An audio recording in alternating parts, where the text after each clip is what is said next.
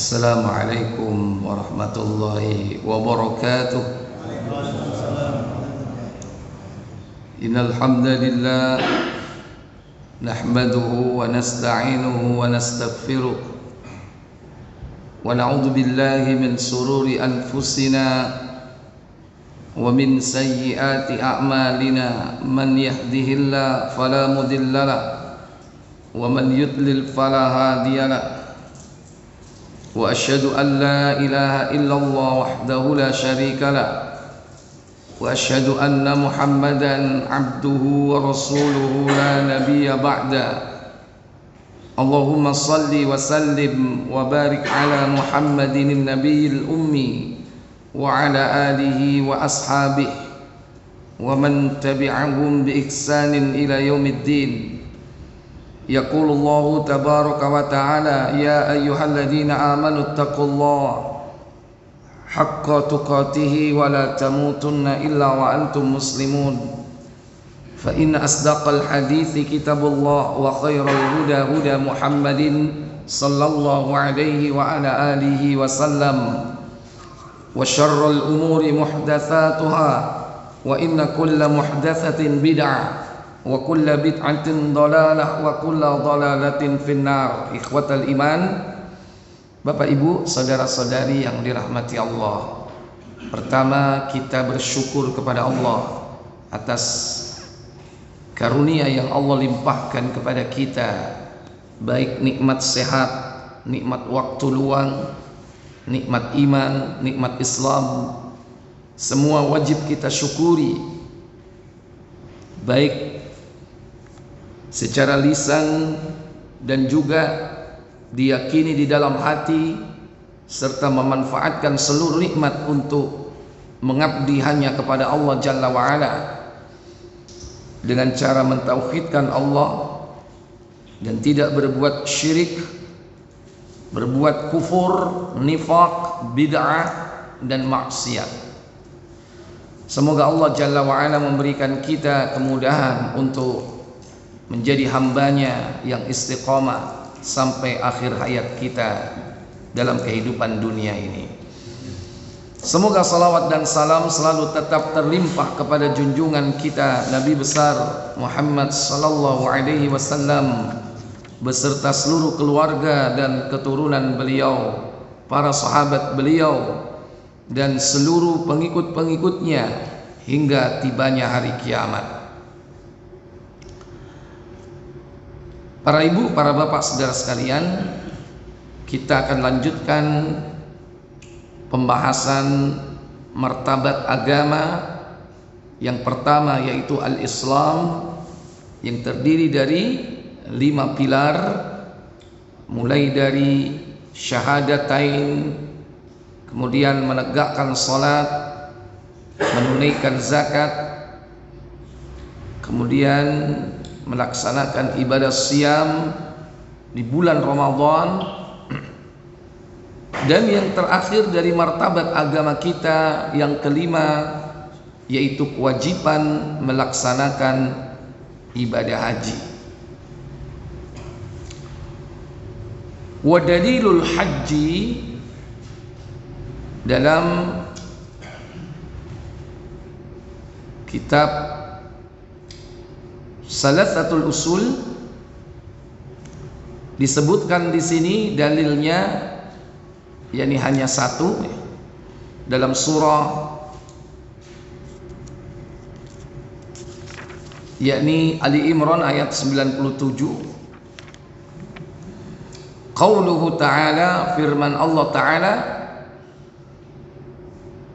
walillahi 'alan nasi hajjul baiti man istata'a ilaihi sabila wa man kafara fa innallaha ghaniyyun 'anil 'alamin. Apa kata Allah Jalla wa Ala? Ayat 97 surah 3 Ali Imran.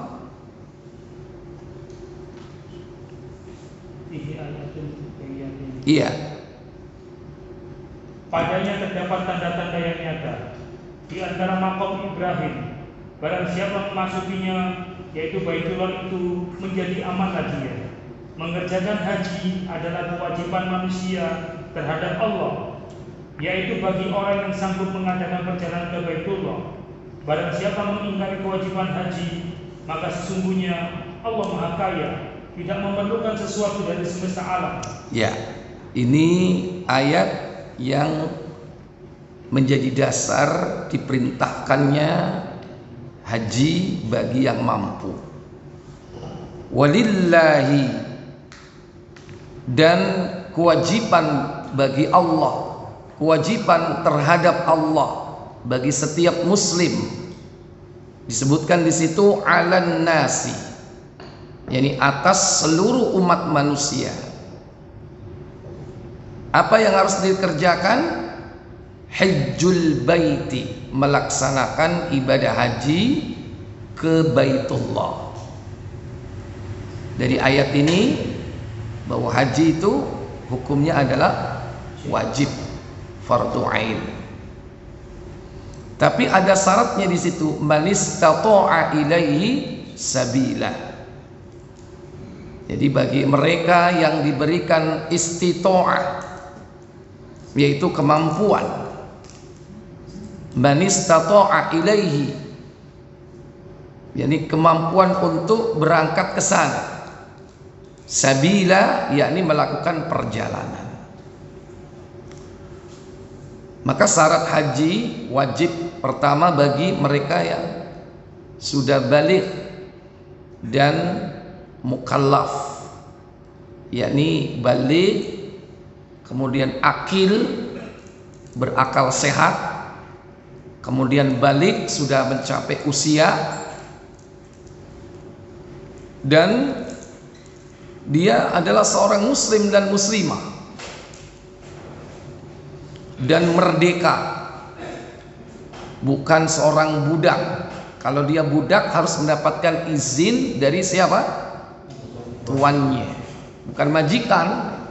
Beda majikan dengan tuannya. Kalau majikan itu pegawai, ya kan? Pegawai itu budak atau bukan? Bukan. Jangan dianggap pembantu itu budak, beda. Kalau pembantu dianggap budak nanti bahaya nanti. Jadi bagi seorang budak, dia harus mendapatkan izin dari tuannya. Dan istita'ah di sini adalah mampu mengadakan perjalanan. Kalau konteks sekarang yaitu memiliki harta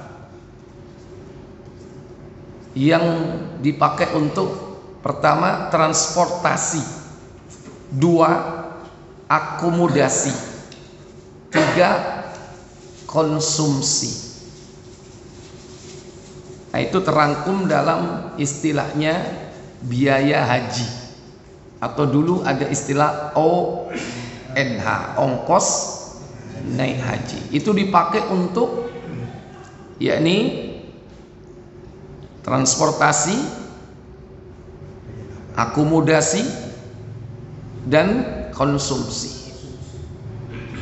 Dia memiliki apa? Harta untuk tiga aspek tadi itu. Adapun khusus bagi wanita, istita'ah itu ditambah satu lagi, yaitu disertai dengan mahram. Kalau tidak ada mahram, maka termasuk kategori bahwa dia belum istita'ah. Karena wajib seorang wanita ketika menunaikan ibadah haji itu dengan mahram, dan mahram itu real, betul-betul mahram, bukan sekedar surat apa? Surat keterangan mahram. Tapi kalau nak wongi, kadang pura-pura dimahramkan dengan jamaah yang lainnya. Siapa mahramnya ini? Fulan bin Fulan. Mana orangnya? Oh itu. Padahal bukan mahramnya. Secara de jure tertulis sebagai mahram, tapi secara de facto mahramnya atau bukan? Bukan. Mestinya kalau memang betul-betul cari mahram dan nggak ada mahram, bapak nggak punya, suami nggak punya, Anak laki nggak punya, saudara laki nggak punya, paman nggak punya, ponakan laki nggak punya. Anak laki sepersusuan, anak laki susu nggak punya sama sekali. Kalau pengen betul-betul berangkat haji, maka bagi seorang wanita dia harus memiliki istita'ah bersama mahram. Bagaimana solusinya? Nikah. Ustadz wis umur swidak mosok rabi maneh, mosok zuat. Apa nggak boleh usia 60 perempuan zuat nikah lagi? Apalagi untuk kepentingan ibadah.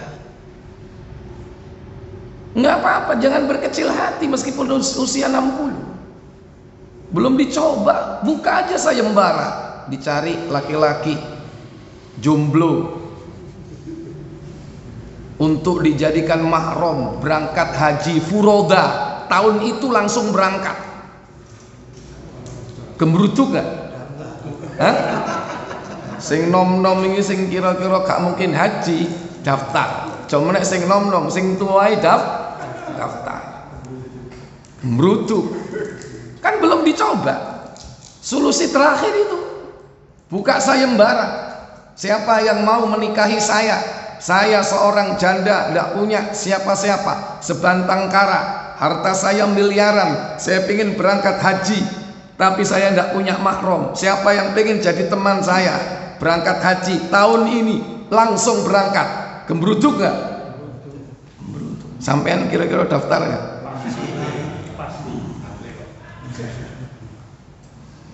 Kan belum dicoba. Ya. Jadi itu solusi terakhir apa? Mahram dengan cara nikah. Karena wajib. Jangan sampai orang berangkat haji tanpa mahram. Buka Muslim KBC. Wah, gak tiko. Wis komputer gak kaono. KBC ini yo kaono pisan. Ya. Jadi wajib bagi seorang wanita itu bersama mahram ketika melaksanakan safar lebih dari 3 hari.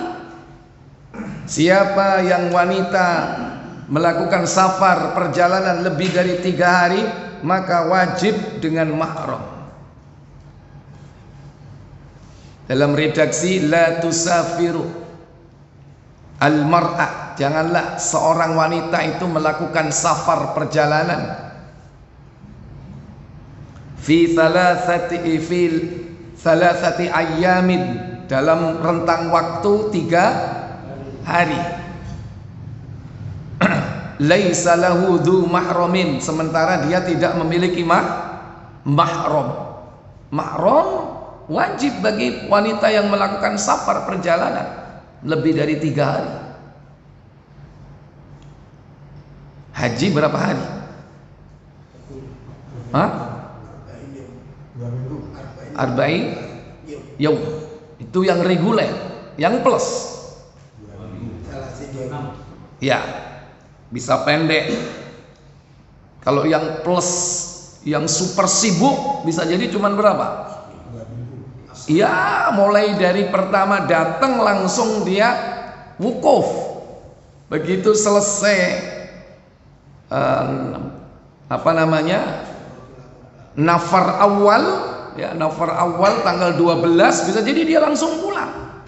Berapa hari itu?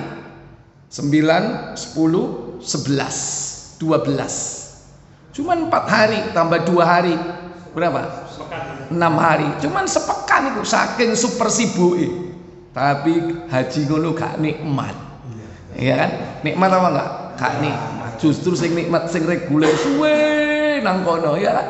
Apa meneh zaman biyen nggo kompor, ya kan? Sekarang wis gak usum kompor nang kono akeh wong dodolan. Tretan banyak sejual, ya. Sate kambing, sate ayam. Ya. Jadi kalau dulu, sekarang enak yang panjang itu nikmat. Tapi kesempatan haji ini kalau kita diberikan oleh Allah Jalla wa'ala, istita'ah, jangan dilewatkan. Banyak nggak orang itu punya kemampuan, hartanya melimpah miliaran, dia belum berangkat haji sampai hari ini? Ada nggak? Ada. Terkadang yang nggak punya harta sama sekali. Banyak kasus setiap berangkat haji itu orang itu bertahun-tahun nabung sampai 10 tahun, 20 tahun baru bisa berangkat haji.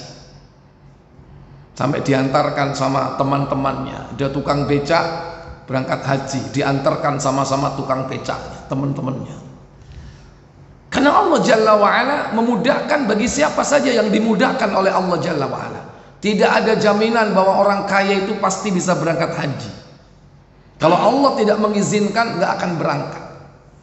Tapi bagi siapapun, bahkan nggak punya sepeser duit pun, dia bisa berangkat. Ada yang seperti itu. Sampai saking kepingin haji loh. Apa singiden nang pesawat. Ingat Haji Nunut tahun berapa itu? Singiden nang ndi? Hah? Di roda pesawat. Oh, untung gak nang baling-baling ya. Di roda pesawat ya, ketahuan. Gara-gara kasus itu, wah, oplaknya Jawa Pos naik. Karena beritanya viral, dulu belum ada viral istilahnya, ya kan? Beritanya kemana-mana melalui media itu. Akhirnya Jawa Pos dihajikan, betul-betul diberi rizki oleh Allah bisa berangkat haji. Karena beritanya ini bisa sampai menaikkan oplaknya Jawa Pos ketika itu. Itu contoh kalau Allah menghendaki, tidak ada yang sulit bagi siapapun. Makanya Allah katakan dalam ayat ini, yakni walillahi 'alan nas, kewajiban bagi setiap manusia itu kepada Allah hijjul bait, yakni melaksanakan ibadah haji. Sebetulnya bukan hanya orang beriman. Karena hakikat manusia itu dia tidak boleh lepas dari fitrahnya. Dan fitrah manusia itu tidak bisa berubah, bahwa dia memiliki Rabb yang satu, yang menciptakan dia dan yang memberikan rizki kepadanya dan yang mengatur hidupnya. Karena itulah perjanjian manusia sebelum dia lahir ke muka bumi ini. Dan dia lahir dalam keadaan fitrah. Kullu mauludin yuladu 'alal fitrah. Setiap bayi yang lahir mereka semua dalam keadaan fitrah. Apa fitrah yang dimaksud di sini adalah at-tauhid, al-Islam, yaitu tauhid, yaitu Islam. Karena jiwa manusia itu cenderung untuk mentauhidkan Allah Jalla wa'ala, mencari Rabb yang telah menciptakan dirinya, memberikan rizki kepadanya. Cuman yang membuat dia berubah, yakni apa? Lingkungannya. Dan lingkungan yang paling dekat adalah lingkungan informal. Siapa? Fa'abawahu, yaitu kedua orang tuanya lah. Yuhawwidani, yang menyebabkan dia menjadi Yahudi, au yunassirani, menjadikan dia Nasrani, au yumajjisani, atau menjadikan dia sebagai majusi. Ya, beruntunglah seseorang yang tetap di dalam fitrahnya, dan lebih beruntunglah mereka yang diberikan kesempatan oleh Allah Jalla wa'ala, yakni menunaikan kewajiban ke Baitullah. Karena kewajiban ini seumur hidup sekali. Rasulullah sendiri melaksanakannya seumur hidup cuman satu kali. Bahkan haji beliau disebut dengan haji wada, yaitu haji perpisahan. Yang pertama sekaligus yang terakhir. Hadhil ayat nazalat fi sanatit tasi'ah minal hijrah. Ayat tersebut surah Ali Imran 97 diturunkan oleh Allah, yakni pada tahun ke-9 hijrah. Pada tahun ke-9. Karena Rasulullah SAW beliau diangkat menjadi nabi pada usia 25 tahun. Beliau berdakwah di Mekah selama 13 tahun. Maaf, diangkat menjadi nabi usia 40 tahun. Ya, saya ulang, usia 40 tahun beliau menerima yakni risalah Islamiyah, diangkat menjadi nabi dan rasul yang terakhir. Kemudian 13 tahun berdakwah di Mekah. Berarti udah berapa? 53. Usia 53 beliau hijrah ke Madinah. Dan beliau berdakwah selama 10 tahun di kota Madinah.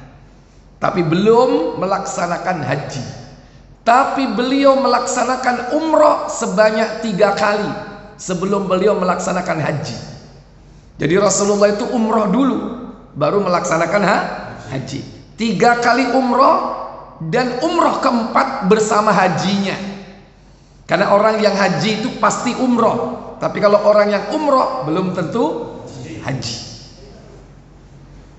Beliau melaksanakan umroh 3 kali sebelum beliau melaksanakan haji. Nah, pada tahun ke-9 Hijrah, sementara pada tahun ke-11 beliau wafat. Perintah haji diturunkan pada tahun ke-9. Wa biha kanat faridatul haji.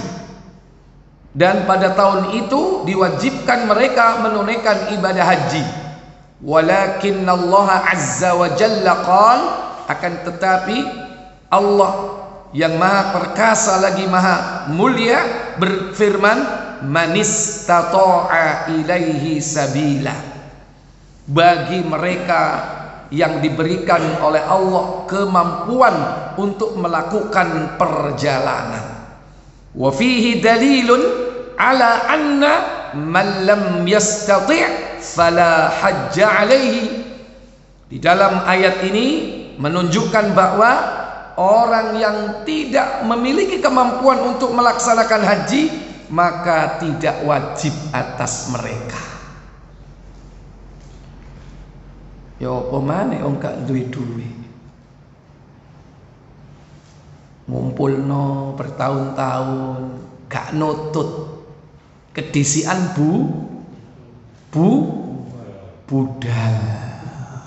budal nang ndi? Nang girian. Iku lek jamaah nang girian. Kene ana sing nang girian, ana sing nang gadukan, ana sing nang tembok. Sing penting ojo sampai budal nang kepote khusus Covid. Iya kan? Nggih napa bener? Iya. Sing nyolati mek titik. Iku nek gak temen-temen wong sing cinta nang dheke gak bakal nyolati. Makanya wong sing nyolati iku wong sing duwe rasa cinta kepada seseorang yang meninggal itu. Nek gak cinta masih tangga sebelah gak kira nyolati. Tapi nek duwe cinta nang wong sing mati, ya gak ada masalah, tapi punya rasa cinta, masih ado teko dimudahkan oleh Allah Jalla wa ala. Karena Allah tahu dalam hatinya ada rasa cinta. Baik. Ya, tapi itu tidak mesti. Yang jelas artinya walaupun tidak menyolati, tapi dia tetap mendoakan. Karena kadang terhalang oleh waktu dan terhalang oleh jarak. Tapi dari jauh, karena dia cinta, tetap dia doa. Cuman bedanya ada yang hadir, ada yang tidak hadir. Ada yang mendoakan dari tempat yang jauh, ya, merasa kehilangan. Nah, baik. Ikhwatal iman, a'izzakumullah. Tapi kenyataannya memang banyak orang yang tidak diberikan oleh Allah Jalla wa'ala kesempatan untuk menunaikan ibadah haji. Karena memang semua itu dipilih oleh Allah Jalla wa'ala. Artinya semua sudah tercatat dalam kecatatan takdirnya. Jangan menyalahkan siapa-siapa. Aku rek gak budal-budal gara-gara duit wis tak setor dadane digawe ngomong apa ayo awani. Iya, jangan nyalahkan siapa-siapa. Ya, itu urusan dia dengan siapa nanti? Allah. Ya sudah, berarti memang Allah belum barangkali memudahkan kita untuk berangkat tahun ini, tahun depan, tahun yang akan datang. Allah belum memudahkan. Mungkin kita kedahuluan mati, berarti memang takdirnya kita tidak ada dalam catatan takdir bahwa kita ini menunaikan haji. Tapi Allah sudah mencatat niat-niat kalian, dicatat oleh Allah Tabaraka wa Ta'ala. Satu. Yang kedua, karena kita sudah niat, bisa jadi nanti Allah Tabaraka wa Ta'ala akan mudahkan keturunan kita. Kenapa? Haji ini bisa dibadali oleh siapa? Oleh anak keturunan kita. Umpama aku nek mati, aku wis nyetor ONH. Nek kon dawa umur ya bapakmu gak ono. Muga-muga kon kok iso berangkatno aku haji. Tapi syaratnya kon kudu haji dhisik. Itu syarat. Engko nek kon wis haji, ojo lali. Hajino wong tuamu iki. Itu amanah itu. Tapi dengan syarat ketentuan berlaku.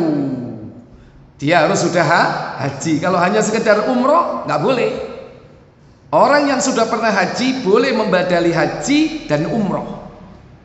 Tapi kalau orang yang sudah umroh tidak boleh membadali haji. Dia hanya bisa membadali umroh. Levelnya beda.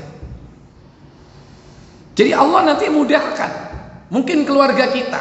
Atau kalau tidak keluarga kita, boleh nanti ahli waris memberikan amanah kepada orang-orang yang mukim di sana.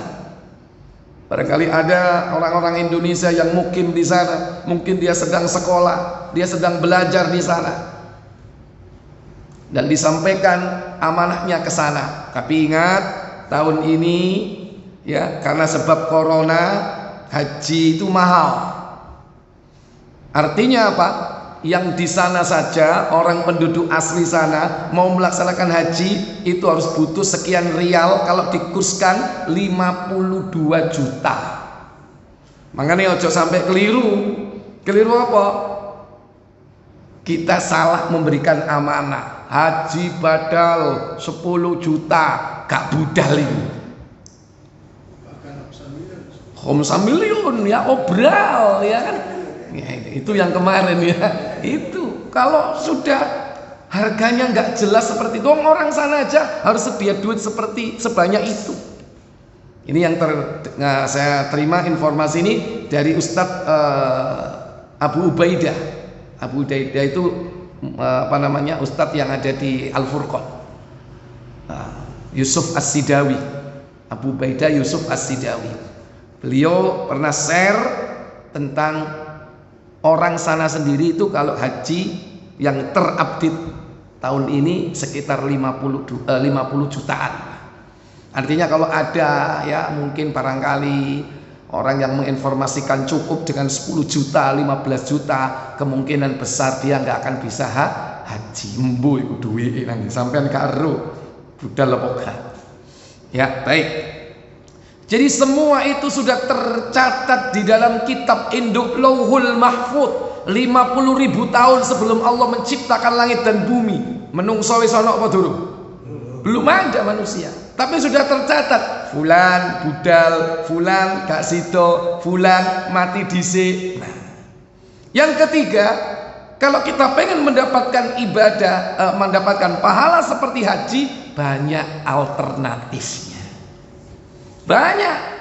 Salah satu diantaranya apa? Duduk setelah sholat subuh, berzikir sampai terbit matahari. Setelah terbit matahari, sholat 2 rakaat, maka kita akan mendapatkan nilai pahala seperti haji dan umroh. Dan itu bahkan kita bisa laksanakan setiap hari. Baik. Fi qaulihi ta'ala, dalam firman Allah Ta'ala, wa man kafara, barang siapa yang ingkar, fa innallaha ghaniyun 'anil 'alamin, maka sesungguhnya Allah Maha Kaya, tidak membutuhkan seorang pun atas seluruh alam ciptaannya. Artinya siapa yang tidak mau menunaikan ibadah haji sementara Allah memberikan kemampuan harta, tapi hanya karena apa? Ingkar, kaya apa larang-larang budal nang Mekah, paling sing didelok mek ngono-ngono tok, berarti wong iku sebetulnya orang itu kufur dalam hatinya, padahal KTP ini apa? Islam. Man rek timbangane digawe berangkat haji, Memang biayanya murah, gak sampai 50 juta. Tapi nek tradisi nang omahku, kampungku, desaku iki slametane lebih teko atusan juta. Timbangane gaya atusan juta rono, gak jelas paling mulai oleh sertifikat tok. Nek gak ngono mulai diceluk Pak Kaji. Gaya itu berarti orang Islam yang kufur. Padahal diberikan kemampuan oleh Allah. Dia terkena subhat oleh syaitan. Tapi umumnya itu sak bodoh-bodohnya orang ya Islam. Tapi kalau ada iman, maaf, sak jahil-jahil wong Islam tapi nek beriman, kepingin nggak modal haji? Hah? Kepingin banget. Terlepas apakah dia motifnya itu ikhlas karena Allah ya, atau karena yang lain, bukan karena bisnis, kulaan barang, bukan karena kok diceluk sapa? Haji, katoin katoan dan sebagainya. Terserah, itu urusan dia dengan Allah. Tapi orang itu yang jelas walaupun sak bodoh-bodohnya orang, kalau ada iman dalam hatinya, pasti dia pengen berangkat haji. Oleh karena itu kalau ada orang sampai muslim ngakunya dia nggak pengen berangkat haji padahal dia mampu, mesti ada penghalang dalam hatinya. Dan penghalang utama itu adalah apa? Kekufuran yang ada di dalam hatinya. Waliyadzubillah. Jangan sampai itu terjadi. Dalilun ala anna tarkul hajj. Ini menunjukkan bahwa anna tarkal hajja tarakal hajja man istata'a ilaihi sabila yakunu kufran.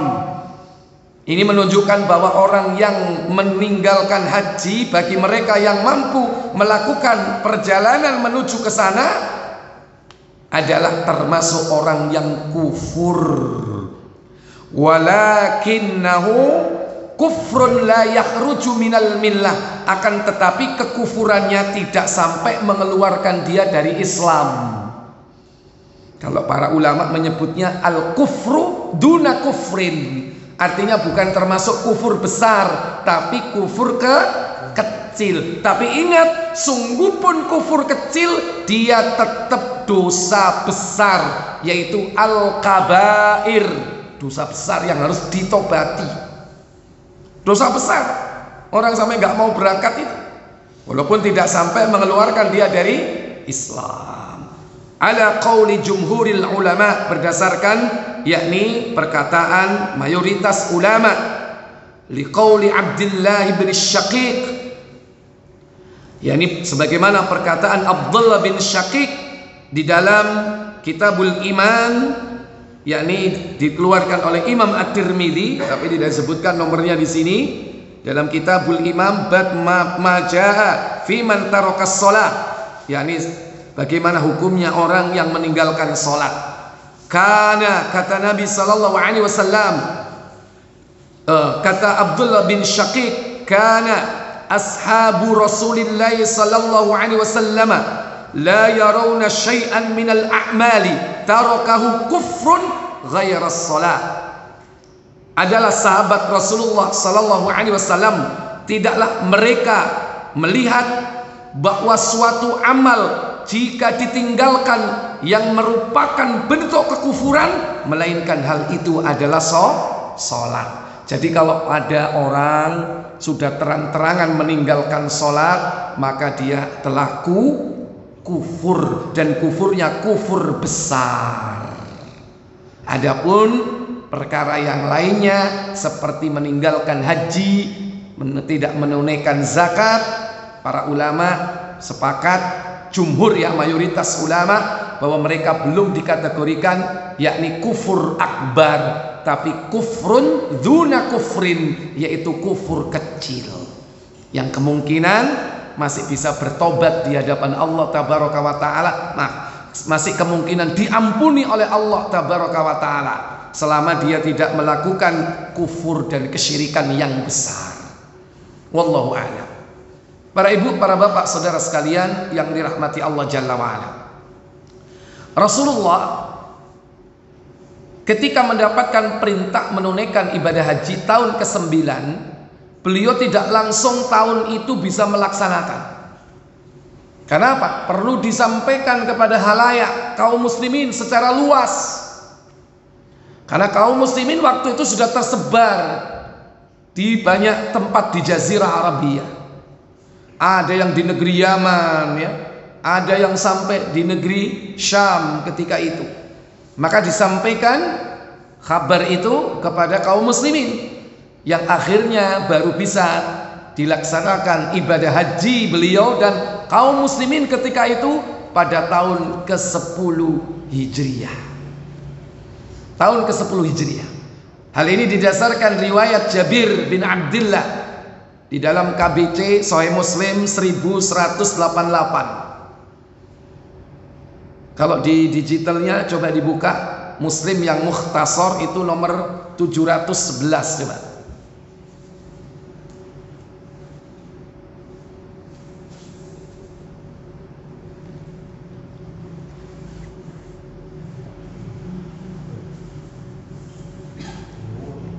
Iya. Pelan-pelan nanti kita terangkan sedikit demi sedikit. Dari Ja'far bin Muhammad. Dari Ja'far bin Muhammad, dari ayahnya, dia berkata, kami pernah datang ke rumah Jabir bin Abdullah radhiyallahu anhu. Ya. Lalu dia menanyakan tiap orang dari kami. Ya, Jabir bin Abdullah salah seorang sahabat Nabi, sahabat dekat beliau, yang bapaknya juga seorang sahabat, Jabir bin Abdullah radhiyallahu taala anhuma. Dia adalah seorang sahabat yang pernah ditanya oleh Rasulullah, Jabir, kau sudah menikah? Sudah, Rasul. Dengan gadis ataukah janda? Dengan janda, wahai Rasul. Kenapa kau nikahi janda? Kenapa kau tidak nikahi gadis? Sehingga kau bisa bermain-main dengannya. Maksudnya bisa guyonan. Karena gadis itu mulutnya manis, kata Nabi, dan mau menerima yang sedikit. Itu keutamaan menikahi gadis. Apa hujah dari Jabir bin Abdullah? Jabir bin Abdullah mengatakan, wahai Rasulullah, bapakku Abdullah mempunyai 9 anak wanita. Maksudnya apa? Adiknya si Jabir ini perempuan semua. Berapa? 9. Aku tidak ingin istriku nanti saingan dengan adik-adikku. Hebat gak berarti ya? Berarti golek wong sing mateng, cek iso ngomong sapa? Adik, ojo sampai golek perawan saingan mbek adike. Iki contoh pelajaran dalam hidup ini, terutama sing durung rabi. Sing wis rabi ojo guyu, kepengin zuat maneh.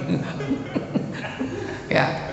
Jadi itu contoh keutamaan gadis dan janda. Kalau menikahi janda harus ada alasan, ya kan?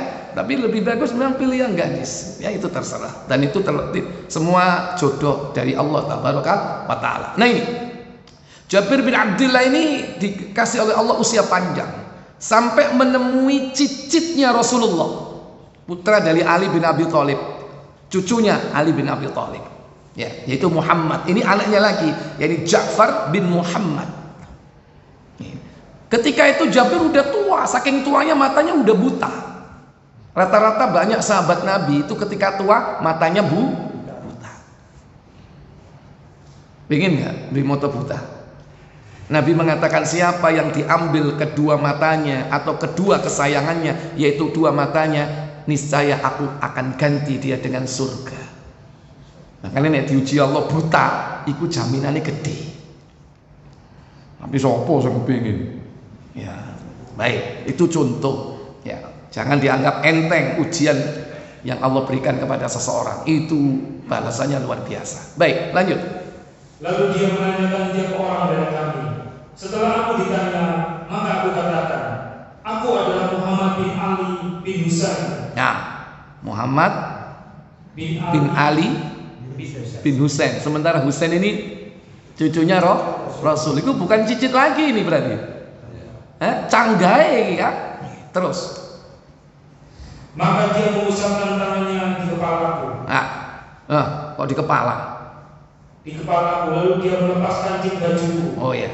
Yang atas dan melepas pula kancing bajuku yang bawah. Dibuka ini kancingnya si Ja'far bin Muhammad bin Ali bin Husain ini, kancingnya dibuka. Terus diapakan?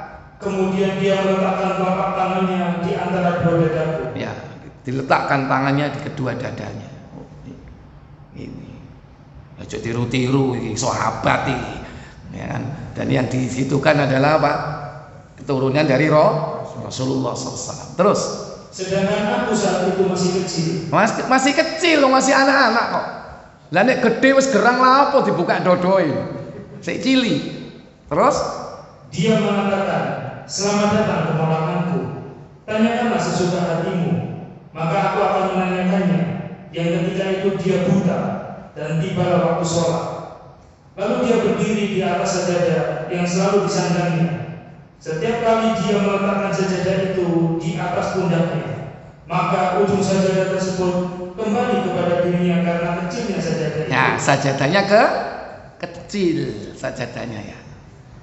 Jadi saking kecilnya. Ini menunjukkan bahwa apa? Para sahabat dulu ada yang sholat pakai apa? Pakai sajadah ya, sajadah ya sorban mungkin barangkali ya, buat lemek mukanya gitu. Tapi tidak full lebar seperti itu. Ya, kalau ada orang yang menolak harus sujud di atas tanah langsung, kena dalil ini. Karena Jabir bin Abdullah sahabat Nabi, beliau sholat di atas sajadah. Karena ada ini teman-teman yang kaku gitu loh ya. Jadi sujud harus di atas tanah. Tak gelem nek masjid kono karpete. Ada yang seperti itu. Nah, ini kena dalil seperti ini. Baik, lanjut. Di sampingnya terdapat selendang miliknya di atas gantungan. Lalu dia sholat bersama kami. Aku tanyakan kepadanya, beritahukan kepada kami tentang haji Rasulullah SAW. Lalu dia mengatakan sambil menghitung sampai bilangan 9 dengan jarinya. Ya. Jadi si Ja'far bin Muhammad ini menceritakan tentang kisah ayahnya. Siapa tadi? Muhammad Ja'far bin Muhammad, ya kan? Ini kisah bapaknya Muhammad ketika bertemu dengan apa? Jabir bin Abdullah, ya. Terus diceritakanlah tentang yakni kapan beliau Rasulullah melaksanakan haji dengan isyarat kedua tangannya. Diapakan kedua tangannya? Lanjut. Sesungguhnya Rasulullah SAW tinggal di Madinah selama 9 tahun, namun beliau belum berhaji. Kemudian pada tahun yang ke-10 beliau mengumumkan bahwa dia akan berhaji. Ya, pada tahun ke-10 beliau sudah mengumumkan bahwa beliau akan melaksanakan pada tahun itu. Sehingga disambut gegap gempita dengan gembira oleh kaum muslimin. Karena mereka pengen tahu secara langsung bagaimana tata cara haji yang dilakukan oleh Nabi SAW. Kenapa? Karena sebelumnya sudah ada tata cara haji yang dilakukan oleh orang-orang kafir Quraisy. Mereka juga sudah haji. Tapi haji mereka ngawur. Tawafnya itu apa? Dari kiri ke kanan. Dari kiri ke kanan. Kalau kita dari kanan ke kiri, kalau mereka dari kiri ke kanan, searah dengan jarum jam. Itu tawaf mereka. Kalau kita dari kanan ke kiri. Sama seperti baca Quran, dari mana ke mana? Kanan ke kiri. Mestinya jam itu juga begitu. Dari mana? Dari kanan ke kiri. Nah, ini produknya barat, makanya dari kiri ke kanan. Ya. Tawafnya juga begitu, makanya jam Islam ini dari kanan ke kiri. Baik, lanjut. Sehingga banyak orang yang hadir ke Madinah yang semuanya ingin turut serta bersama Rasulullah SAW dan melakukan amal ibadah seperti Rasulullah SAW. Kami pun berangkat bersama beliau. Ketika kami tiba di Dzulhulaifah, yaitu tempat batas antara tanah halal dan haram. Disitulah Nabi SAW melakukan miqat, start untuk melaksanakan ibadah haji. Berikhram di sana beliau. Nah, Dzulhulaifah ini terkenal sekarang dengan nama Bir Ali. Ya, sudah azan? Ya, silakan azan dulu.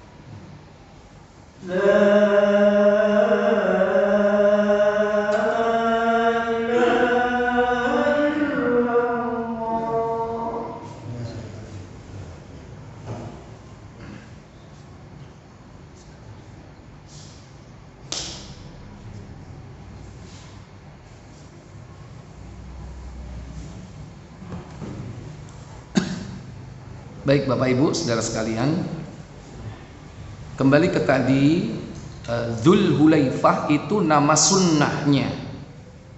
Nama sunnahnya adalah Dzulhulaifah. Nama sekarang yang terkenal yaitu Bi'ru Ali. Bi'ru itu sumur, Ali itu berarti sumur Ali. Nggak tahu sejarahnya bagaimana, cuman tahu-tahu sudah jadi istilah Bi'ru Ali karena simpang siur. Wallahu a'lam. Tapi nama yang disebutkan dalam hadis yaitu Dzulhulaifah. Disitulah orang yang melaksanakan ibadah haji menuju ke kota Mekah dari kota Madinah. Start awalnya di sana.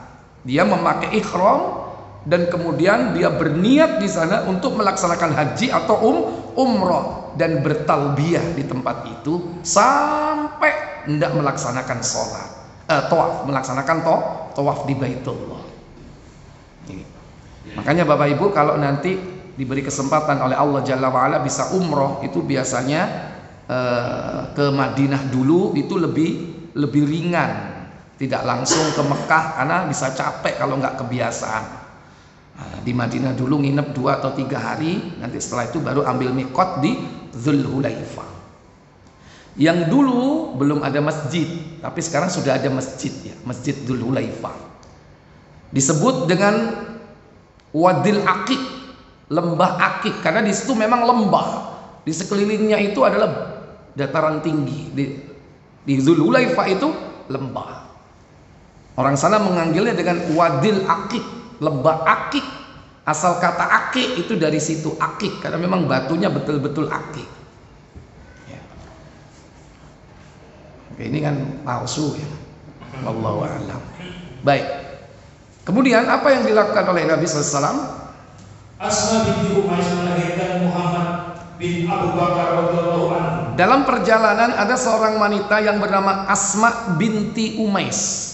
Asma binti Umais ini adalah seorang wanita yang dulu adalah istri sepupu Nabi yang bernama Ja'far bin Abi Thalib. Ja'far bin Abi Thalib adalah seorang sahabat Nabi, termasuk sepupu beliau, putra dari Abu Thalib, saudaranya Ali bin Abi Thalib, yang mati syahid. Kenapa? Karena mempertahankan yaitu bendera Islam ketika pada perang, pada saat perang. Karena dia terakhir orang yang termasuk mempertahankan, yakni bendera Rasulullah SAW ditebas kedua tangannya sampai putus. Makanya sampai Nabi mengatakan nanti Ja'far ini kedua tangannya akan diganti oleh Allah dengan sayap. Sahabat Nabi nanti di surga yang memiliki sayap adalah siapa? Ja'far bin Abi Thalib. Nah, jandanya bernama Asma binti Umais. Setelah menjanda dinikahi oleh Abu Bakar As-Siddiq. Itu biasa di zaman Nabi itu. Rondoi koncone dikawin koncone, tapi podo sahabati, podo orang-orang mulianya ini. Setelah nanti Abu Bakar wafat, Asma binti Umais ini dinikahi oleh siapa? Sapa sing ngeruh? Doorpres. Juga dinikahi oleh sahabat Nabi bernama Ali bin Abi Thalib. Ya, jadi ini contoh saja dalam sejarah. Nah, dia melahirkan anak, berarti dari siapa ini? Namanya siapa tadi? Muhammad bin Abu Bakar. Berarti ada anak satu dari Abu Bakar As-Siddiq namanya Muhammad bin Abu Bakar. Kemudian lalu Asma mengutus seseorang kepada Rasulullah SAW untuk menanyakan bagaimana seharusnya yang dia perbuat. Ya, dia melahirkan. Berarti setelah melahirkan itu apa namanya? Hah? Ya, setelah melahirkan pada saat itu yaitu wiladah, ya, melahirkan. Setelah itu namanya disebut apa? Nifas. Saya tanya sekarang, orang habis melahirkan boleh haji apa enggak? Aduh, berarti dia masa apa? Nifas. Boleh haji apa enggak?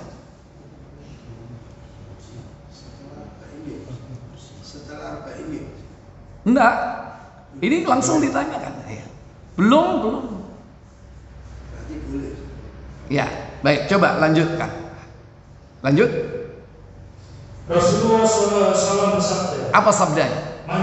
Mandilah. Saya tanya, mandi dari apa ini? Hah? Mandi dari nifas. 40 dino. Hah? Mandi dari wiladah, baru melahirkan. Ya, belepotan apa? Darah, ketuban, ya. Beda mandi dari nifas kan. Kalau sudah darah berhenti, dan darah berhenti itu kan berbeda-beda orang. Dalam Islam itu orang masa nifas berhenti itu beda-beda. Cuman menurut mazhab Syafi'i batas akhir 40 hari. Kalau sudah lewat 40 hari, ya berarti 40 hari itu sudah selesai. Berarti selebihnya kalau masih keluar darah, itu berarti bukan darah nifas. Itu menurut mazhab Syafi'i, ya. Jadi 40 hari. Kalau 30 hari udah berhenti, selesai berarti nifasnya.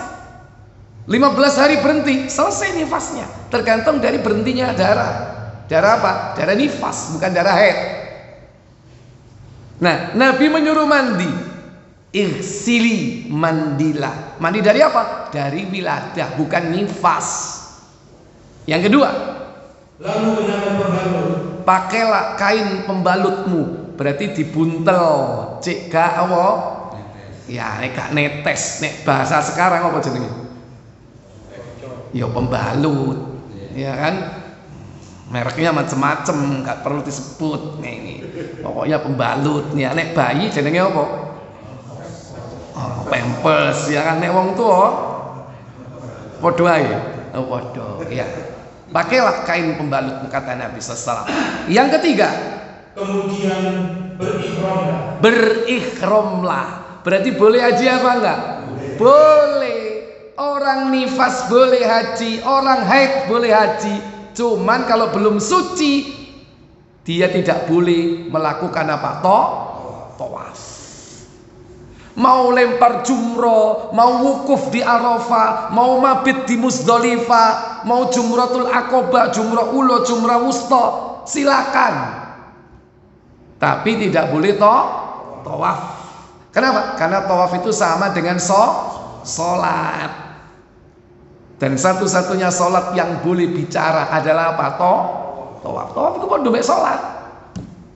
Syarat-syaratnya sama. Nggak boleh ada hadas kecil maupun besar, dan tidak boleh ada najis. Harus bersih, harus mandi dulu tentunya. Ya, ini kita mendapatkan faedah dari hadis ini, karena ini hadis ini panjang. Jadi tiap step kita perlu ambil faedah, bahwa banyak faedah yang kita ambil. Baik, lanjut. Rasulullah SAW salat 2 rakaat di Masjid Zulhulaifah. Ya, salat apa di sini? Hah? Salat apa? Salat ikhram. Kenapa? Karena pada saat itu belum ada masjid. Kalau sekarang sudah ada masjid, dilaksanakan 5 waktu di sana. Maka kalau masuk di masjidnya, kita laksanakan sholat tahiyatul masjid. Ditambah nanti setelah kita niat, baru kita sholat ikhram. Satu-satunya ya tempat mikot yang 5 dari seluruh penjuru negeri yang menuju ke Mekah, satu-satunya yang ada sholat ikhram cuman di Zulhulaifah. Selain itu nggak ada. Karena didasarkan dalam hadis riwayat Bukhari, kata Nabi, atani lailata atin, kata Nabi, min rabbik, malam ini, malam tadi telah datang utusan dari Rabbku. Faqal, dan mengatakan kepadaku, sholli fi hadal wadil mubarak, salatlah kau di lembah yang diberkati ini. Apa itu? Zulhulaifah. Saat itu belum ada masjid, karena baru dilaksanakan di situ. Kalau sekarang sudah ada masjidnya, Masjid Zulhulaifah besar ya. Nah, rata-rata nanti orang yang nanti ambil mikot di sana itu masuk ke masjid.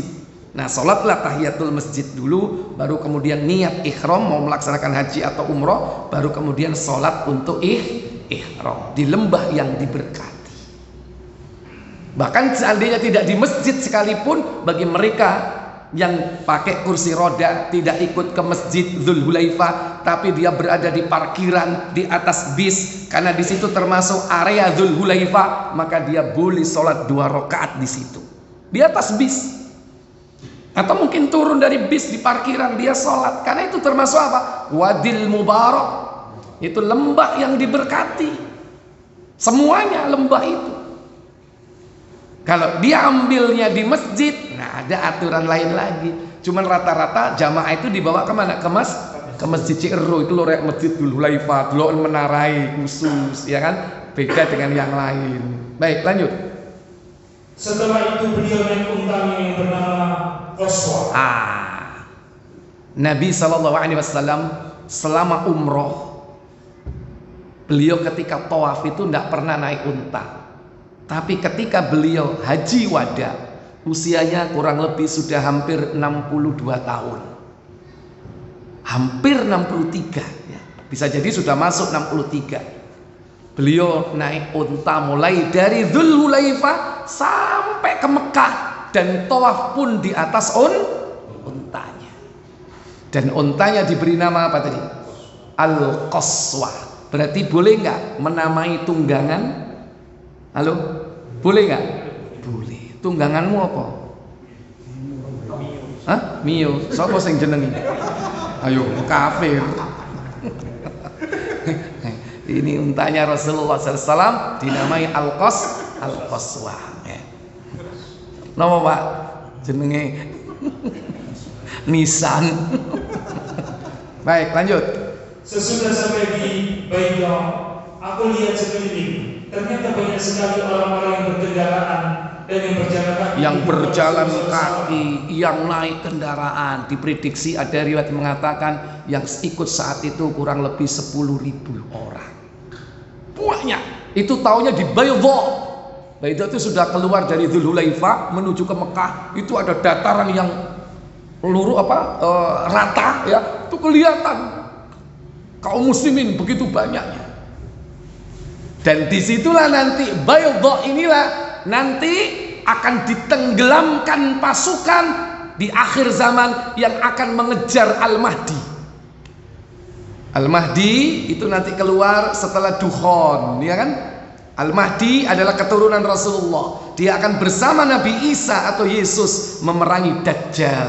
Tapi dia dikejar, ada tentara dari Syam yang merupakan kumpulan dari seluruh negeri-negeri di dunia ini mau ngejar, yakni Al-Mahdi. Dan mereka mengadakan kemah di situ, akhirnya ditenggelamkan oleh Allah semuanya.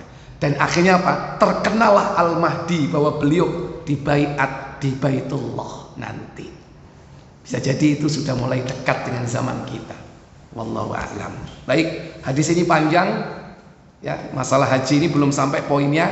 Yang penting di sini akan saya sampaikan yaitu bagaimana khutbah beliau ketika haji wada. Ada 4 perkara yang hendak disampaikan oleh Nabi dalam haji beliau yang perlu kita ketahui.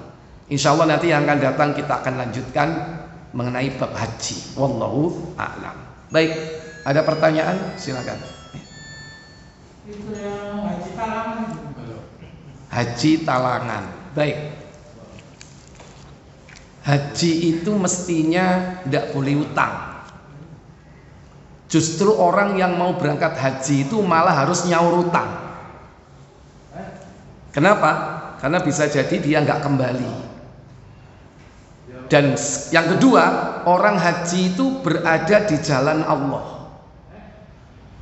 Seandainya dia meninggal dalam kondisi ihram, matinya mati syahid. Dan orang mati syahid itu mati yang mulia, dijamin surga.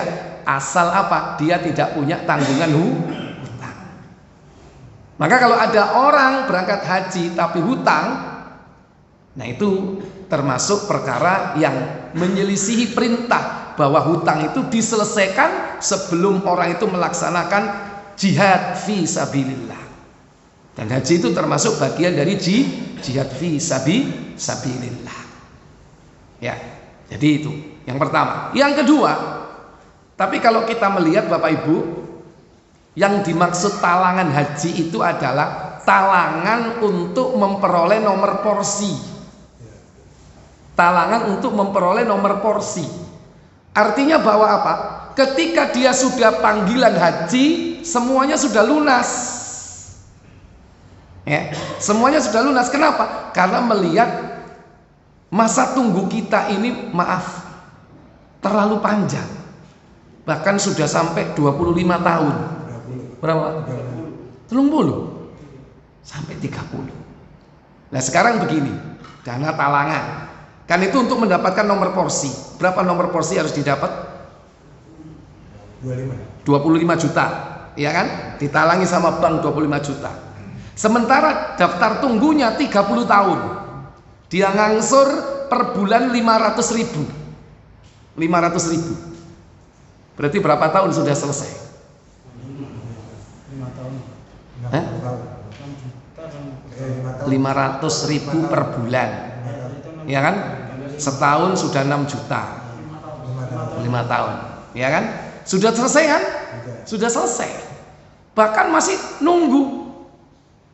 Ya, nunggu berapa tahun lagi? 25 tahun lagi harus nunggu. Ini, tapi talangannya sudah lunas. Itu kalau nyicile piro? 500. Nek nyicile 250. 10 tahun. Masih ada sisa berapa? Iya. Jadi kalau dana talangan hajinya itu untuk mendapatkan nomor porsi, sementara daftar tunggu itu sampai 30 tahun, insya Allah sebelum 30 tahun, sebelum berangkat, sebelum pelunasan, ini utangnya udah lunas dulu. Itu. Kalau seperti ini tidak masalah. Yang tidak dibolehkan itu kita berangkat masih menanggung hutang. Kalau belum berangkat masih ada hutang, dan ketika berangkat sudah lunas hutangnya, selesai, nggak masalah. Cuman yang kedua masalahnya apa? Masalahnya hutangnya pakai sistem riba apa enggak, itu masalah. Kalau tidak pakai sistem riba, oke, silakan. Tapi kalau ada bunganya, nah ini masalah. Berarti kena ancaman, yaitu melakukan apa? Riba. Dan riba itu berat. Bukan hanya orang yang memakan hasil riba, tapi yang nyicil ribanya itu kena dosa. Nanti kita akan bahas pada pertemuan yang akan datang. Karena apa? Salah satu pesan Nabi pada waktu haji wada, yaitu apa? Suruh meninggalkan segala macam bentuk riba, termasuk riba jahiliyah. Sekarang macam-macam, ada riba jahiliyah, ada riba nasi'ah, ada riba kordon, ada riba yang wah, termasuk ya transaksi-transaksi ribawi, kayak tuker duit, ya kan? Piro nek riyo 1.000 sing elek oleh 9.000, itu termasuk riba. Banyak bentuk-bentuk transaksi riba yang itu diharamkan dalam Islam, yang dulu nggak ada, sekarang sudah mulai muncul sebagai sebuah masalah baru dalam kehidupan sehari-hari. Wallahu a'lam. Baik, ada lagi satu saja boleh? Yang tadi Ustaz terangkan masalah mahram tadi, itu nanti hasilnya gimana Ustaz? Seandainya terjadi seseorang melakukan seperti itu, dia hanya istilahnya memberi surat itu. Ya. Ibadah-ibadahnya itu gimana? Baik. Jadi kalau ada orang berangkat haji pakai mahram palsu, hanya selembar kertas yang dijadikan sebagai legitimasi untuk bisa berangkat haji, sementara mahramnya secara de facto nggak ada, ya kan? Nah, bagaimana dengan hajinya? Kalau syarat dan rukun hajinya terpenuhi dengan baik, maka sah hajinya.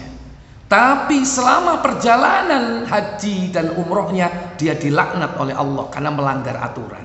Apa aturannya? Tidak ada itu aturan, itu boleh dilanggar, itu aturan Allah, nggak bisa diganggu-gugat. Ya, meskipun Saudi menetapkan usia di atas 50 tahun boleh nggak pakai mahram, ya kan? Itu aturan manusia. Sementara hadis Nabi itu tidak dibedakan. Wanita usia 25 tahun, 35 tahun, 50 tahun, kalau dia melakukan safar lebih dari 3 hari, wajib berserta dengan mahramnya. Itu. Tidak ada ketentuan batas usia, harus dengan mahram. Nah, Saudi kan menerapkan aturan itu kan di atas berapa? 50 tahun. Apalagi di Indonesia, kadang nggak ada mahramnya, tapi apa? Dibuat surat. Berapa belinya? 1 juta. Hah?